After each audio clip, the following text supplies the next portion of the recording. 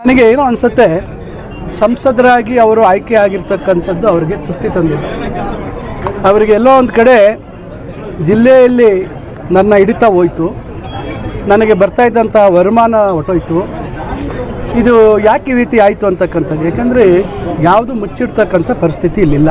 ಚಿಕ್ಕಬಳ್ಳಾಪುರ ಉತ್ಸವಕ್ಕೆ ಯಾರ ಹತ್ರ ಎಷ್ಟು ವಸೂಲಿ ಆಯಿತು, ಶಿವೋತ್ಸವಕ್ಕೆ ಎಷ್ಟು ವಸೂಲಿ ಆಯಿತು, ಜಿಲ್ಲಾ ಪಂಚಾಯಿತಿ ತಾಲೂಕ್ ಪಂಚಾಯಿತಿ ಚುನಾವಣೆಗಳಿಗೆ ಯಾರ್ಯಾರಿಂದ ಎಲ್ಲೆಲ್ಲಿ ಯಾವ್ಯಾವ ಪೊಲೀಸ್ ಸ್ಟೇಷನ್ನಿಂದ ಎಲ್ಲೆಲ್ಲಿ ವಸೂಲಿ ಆಯಿತು, ಯಾವ್ಯಾವ ಗುತ್ತಿಗೆ ಕಾಮಗಾರಿಗಳಿಗೆ ಎಲ್ಲೆಲ್ಲಿ ವಸೂಲಿ ಆಯಿತು. ಬಹುಶಃ ಅವರಿಗೆ ಬೇಜಾರಾಗಿರ್ಬೋದು, ಏನು ಇವರೇನು ಮಾಡ್ಕೊಳ್ತಾ ಇಲ್ವಲ್ಲ, ಏನಾದರೂ ಮಾಡಿಕೊಂಡು ನನಗೇನಾದರೂ ಕೊಡ್ಬೋದಿತ್ತಲ್ವ ಅಂತಕ್ಕಂಥ ಬಹುಶಃ ಏನೋ ಬೇಸರದಿಂದ ನನಗೆ ನಿಜವಾಗ್ಲೂ ಅವ್ರು ಕಂಡ್ರೆ ಸ್ವಲ್ಪ ಎಲ್ಲೋ ಒಂದು ಕಡೆ ಕನಿಕರ ಮತ್ತು ಬೇಸರನ ಆಗ್ತಾಯಿದೆ. ಪಾಪ ಯಾಕಿಂಥ ಪರಿಸ್ಥಿತಿ ಬಂತು, ಈ ರಾಜ್ಯದಲ್ಲಿ ಭವಿಷ್ಯತ್ತಿನ ಮುಖ್ಯಮಂತ್ರಿ ಬೇರೆ ಬೇರೆ ರೀತಿಯಾಗಿ ಎಲ್ಲ ಒಂದು ಇದನ್ನು ಅವರು ಕನಸುಗಳು ಮತ್ತು ಅವರು ವೇಗ ಇವೆಲ್ಲ ದಿಲ್ಲಿಯಲ್ಲಿ ಅವರ ನಿರೀಕ್ಷೆ ಮಟ್ಟಕ್ಕೆ ಅವರಿಗೆ ಅಲ್ಲಿ ಕೊರೋನಾ ಸಂದರ್ಭದಲ್ಲಿ ಏನು ಸಂಪಾದನೆ ಇತ್ತು, ಕೊರೋನಾ ಸಂದರ್ಭದಲ್ಲಿ ಸತ್ತಂಥ ಜನರ ಪ್ರಾಣಗಳ ಮೇಲೆ ಹಣ ಲೂಟಿ ಮಾಡಿದಂಥ ಕೆಲಸವನ್ನು ಮಾಡಿದರು. ಬಹುಶಃ ಆ ರೀತಿ ಈಗ ಅವರಿಗೆ ಅನುಕೂಲ ಆಗದೆ ಇರೋದ್ರಿಂದ ಬಹುಶಃ ಅದಕ್ಕೆ ಭಾಳ ನೋವಾಗಿ ಎಲ್ಲರೂ ನನ್ನಾಗೆ ಇರ್ತಾರೆ, ನನ್ನ ಏನು ಕನ್ನಡಿಯಲ್ಲಿ ನೋಡಿದಾಗ ನನ್ನ ಪ್ರತಿಬಿಂಬನೇ ಎಲ್ಲರೂ ಅಂತಕ್ಕಂಥ ಭಾವನೆಯಲ್ಲಿ ಅವರು ಇದ್ದಾರೆ ಅಂತ ಕಾಣ್ತದೆ. ಸಂಸತ್ತಿನ ಸದಸ್ಯರಾಗಿದ್ದಾರಲ್ಲ ದಿಲ್ಲಿಯಲ್ಲಿ ಮತ್ತು ಅವರ ಜೊತೆಯಲ್ಲಿ ಇರ್ತಕ್ಕಂಥ ಸಂಸತ್ ಸಹಪಾಠಿಗಳು ಏನು ಹೇಳ್ತಾ ಇದ್ದಾರೆ ಅನ್ನೋದನ್ನು ನಾವು ಗೊತ್ತು. ನಾನು ನಿನ್ನೆ ಹೋಗಿದ್ದೆ, ನಿನ್ನೆ ದಿಲ್ಲಿಯಲ್ಲಿ ಸಂಸತ್ ಭವನ ಇವೆಲ್ಲ ನೋಡಿಕೊಂಡು ಓಡಾಡ್ಕೊಂಡು ಬಂದೆ. ಎಲ್ಲಿ ಯಾವ ರೀತಿ ಅವ್ರ ಬಗ್ಗೆ ವಾತಾವರಣ ಇದೆ, ಅವ್ರ ಬಗ್ಗೆ ಮಾತಾಡ್ತಾರೆ ಅನ್ನೋದನ್ನು ಅವ್ರಿಗೆ ನನಗಿಂತ ಹೆಚ್ಚು ಚೆನ್ನಾಗಿ ಗೊತ್ತಿದೆ. ಈ ಕಾಮಾಲಿ ರೋಗ ಬಂದವರಿಗೆ ಒಂದು ರೀತಿ ಇಡೀ ಪ್ರಪಂಚನೇ ಒಂದು ರೀತಿ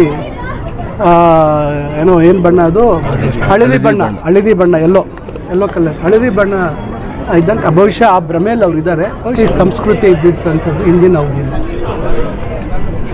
ಕಂಪನಿಗಳನ್ನು ಮಾಡಿಕೊಂಡು ಜಿಲ್ಲೆಯಲ್ಲಿ ಪ್ಯಾಕೇಜು ಗುತ್ತಿಗೆಗಳನ್ನು ಸ್ವಂತ ಕಂಪನಿಗಳಿಗೆ ತೆಗೆದುಕೊಂಡಿರ್ತಕ್ಕಂಥದ್ದು ಅವರು ಯಾರು ನೇಮಿಸಿಲ್ಲ. ಅಧಿಕಾರಿಗಳಿದ್ದಾರೆ, ಜಿಲ್ಲಾ ಮಟ್ಟದ ಅಧಿಕಾರಿಗಳಿದ್ದಾರೆ. ಅಧಿಕಾರಿಗಳು ಯಾರಿದ್ದಾರೆ ಇವತ್ತು ಅವರನ್ನು ಕೇಳಬೇಕು. ಹಿಂದೆ ಯಾವ ರೀತಿ ವ್ಯವಸ್ಥೆ ಇತ್ತು,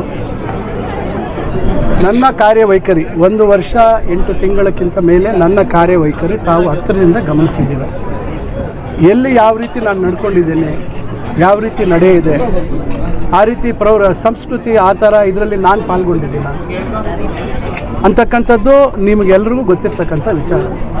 ಅದರಿಂದ ಅವರಿಗೆ ಇಲ್ಲ ಮಾನಸಿಕವಾಗಿ ಅಸ್ವಸ್ಥರಾಗಿರಬೇಕು, ಇಲ್ಲ ಬಹುಶಃ ನಮಗೂ ಅವ್ರಿಗೂ ಭಾಳಷ್ಟು ಅಜಗಜಾಂತರ ಇದೆ. ನಮ್ಮ ಇಲಾಖೆ ಬಗ್ಗೆನೂ ಅವ್ರು ಮಾತಾಡಿರ್ತಕ್ಕಂಥದ್ದಿದೆ.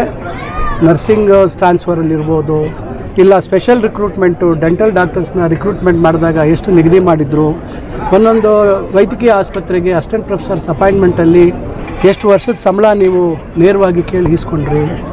ಈ ರೀತಿ ಏನಾದರೂ ಉದಾಹರಣೆಗಳು ನಮ್ಮ ಇಲಾಖೆ ದಯವಿಟ್ಟು ತನ್ನಿ, ನನ್ನ ಮುಂದೆ ತನ್ನಿ. ನನ್ನ ಹಂತದಲ್ಲೇ ಯಾವುದೇ ರೀತಿ ನಾನು ಆತ್ಮಸಾಕ್ಷಿಗೆ ಅನುಗುಣವಾಗಿ ಹೇಳ್ತೀನಿ, ಎಲ್ಲಿ ಬೇಕಾದ್ರೂ ಬಂದು ಅಂತ ಹೇಳಲಿಕ್ಕೆ ಹೇಳಿದ್ದೀನಿ. ನಾವು ಆ ರೀತಿ ಸಂಸ್ಕೃತಿ ಇರಲ್ಲ. ನಮ್ಮ ಉನ್ನತ ಶಿಕ್ಷಣ ಇಲಾಖೆಯಲ್ಲಿ ಸಂಬಂಧಪಟ್ಟಂಥ ಕಾಲೇಜುಗಳವ್ರು ಕೇಳಬೇಕು. ಆ ರೀತಿ ಏನಾದರೂ ಇದ್ದರೆ ಖಂಡಿತ ಮುಚ್ಚಿಡುವಂಥದ್ದಕ್ಕೆ ಅವಕಾಶ ಇರಲಿಲ್ಲ. ಯಾರೂ ಆ ರೀತಿ ಮುಚ್ಚಿಡ್ತಕ್ಕಂಥದ್ದಕ್ಕೆ ಸಾಧ್ಯ ಇಲ್ಲ.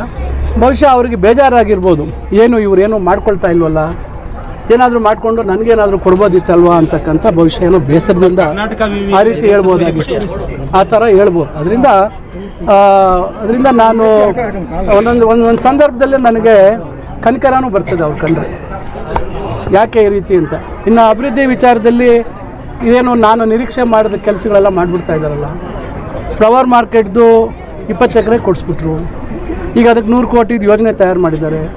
ಈಗ ಸದ್ಯದಲ್ಲಿ ಅದನ್ನು ಮಂಜೂರಾತಿ ಮಾಡ್ಕೊಂಡ್ಬಿಟ್ರೆ ನನಗೆ ಮರ್ಯಾದೆ ಏನು ಪ್ರಶ್ನೆ, ಇವೆಲ್ಲ ಅವರಿಗೆ ಕಾಡ್ತಾ ಇದೆ. ಅದರಿಂದ ಆ ನೋವೆಲ್ಲ ಇಟ್ಕೊಂಡು ಈ ರೀತಿ ಹೇಳಿದ್ದಾರೆ.